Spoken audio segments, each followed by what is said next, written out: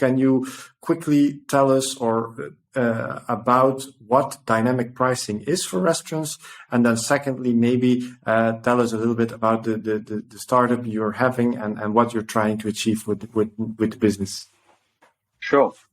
Well, dynamic pricing is nothing particularly new, quite honestly, Carl, because we've all experiencing it right today through airlines, through hotels. If you and I were to book a flight from the same departure airport to the same destination airport, we would and book them at different times, we would likely pay a different fee.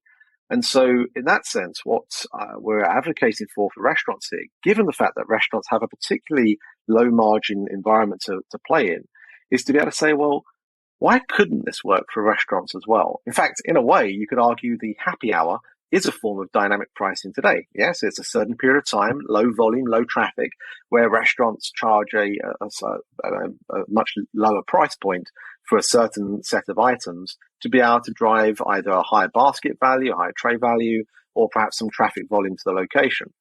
So with that in mind, the same could be true of the busiest times. Meredith and I write in nationsrestaurantnews.com, and last June we put an article out about throttling. And throttling is a term that a lot of restaurants are using to turn off their third-party marketplaces when their kitchen becomes too busy. For all intents and purposes, Carl, they're shutting their virtual front doors to customers that potentially want to buy from them. And that's crazy. Now, what would I think? How does dynamic pricing play into this? Well, if you were to perhaps charge an extra 50 pence or cents on top of your item on a Friday night at 7 p.m., that might preclude a few value-orientated customers from choosing to purchase from you, but at least it keeps your doors open. Are Absolutely. People going to be able to be willing to do that? I would argue, yes. This isn't surge pricing. We're not trying to advocate for surge pricing that you might be more familiar with the likes of Uber, for example, because this is about small incremental changes of price based on a number of different factors. The demand, as I've just mentioned, but also things like weather. When it's rainy outside, are you going to get a higher proportion of customers ordering food delivery? When there's a particular big game on, we have the World Cup playing right now, for example. And so can you imagine, what have we just had? The French game, haven't we, just been played out on the television? Imagine everyone's at home watching that. So therefore, I bet food delivery in France right now has been going through the roof. Is that a chance to sell a little bit, items a little higher because the demand is there?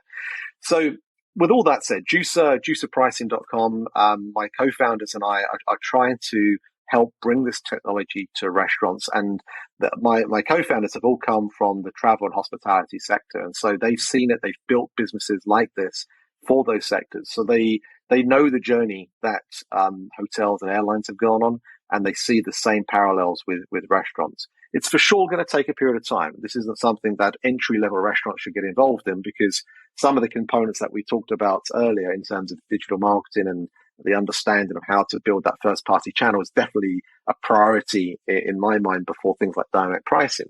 But dynamic pricing, I think, is going to be something that is going to be more common than it is rare in the years ahead. And what we're trying to do is build the interface and, more importantly, build the algorithm that allows restaurants to be able to do this without any huge amount of work on their behalf. Because the algorithm is really the artificial intelligence, if you will, to basically make the right decisions based on the data. And as we know right now, restaurants are washed with so much data, they don't know what to do with it. And so we're trying to basically build this algorithm that's going to help restaurants have a far better ability to price their menus in a more dynamic fashion every day of the week, every day of the year.